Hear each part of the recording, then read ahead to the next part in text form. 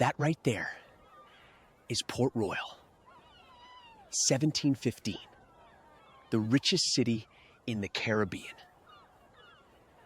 And its entire economy runs on something that would get you hanged anywhere else on Earth. This city was built by pirates, not metaphorically, literally. The buildings, the roads, the taverns, all paid for with stolen Spanish gold. And somehow, it all made perfect economic sense. I want to see how an entire city built the most successful criminal enterprise in human history. Subscribe right now. This is the pirate economy, and it worked better than most legal ones. I walked into Port Royal about an hour ago and immediately understood why they called it the wickedest city on Earth. Every other building is a tavern. Every third person is armed. And the smell is rum, gunpowder. Nobody tells you about pirates. They weren't just thieves. They ran a business. A pirate ship was a corporation. Shares were divided, captains were elected, injuries, got workers' compensation. Lose a leg, you got paid extra. Articles. Every crew signed them before a voyage. Loss of right arm, 600 pieces of 8. Loss of left arm for 500. I'd 100. They had a better disability plan than most modern companies. And no HR department. The auction house. This is where captured Spanish cargo gets sold. Silks from Manila, silver from Potosi, spices from the East Indies. The Spanish did all the work mining and trading. The pirates just took it at the last mile. The original supply chain is insane. A Spanish silver bar that costs 300 pesos to mine and ship sells here for 50. The pirates don't care. Their cost basis is zero. Zero. They didn't mine it. They didn't ship it. They just showed up at the right moment. The pirate business model in one sentence. 0 production cost. 0 shipping cost. 100% profit margin. The only overhead is gunpowder and rum. And the rum is tax-free because there is no tax. Pirate named Black Sam. No joke. That's what he goes by. He's been raiding Spanish ships for 8 years. He's never been caught. He owns 3 houses in Port Royal. His daughter is learning French from a tutor he pays in gold doubloons. Black Sam showed me his books. Actual accounting books. Debits and credits. He tracks every raid like a quarterly earnings report. January, captured Spanish merchantmen. Cargo value, 8,000 pieces of 8. Crew share, 60%. Net profit.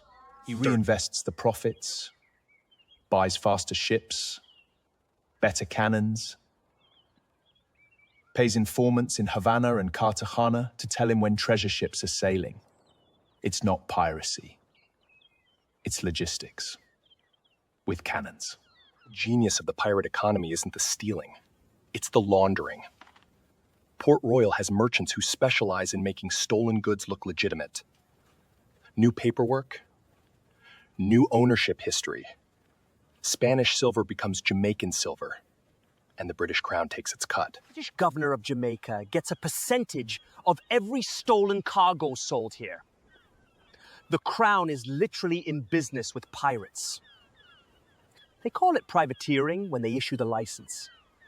But the only difference between a privateer and a pirate is whose signature is on the paper. The sun is setting over the harbor.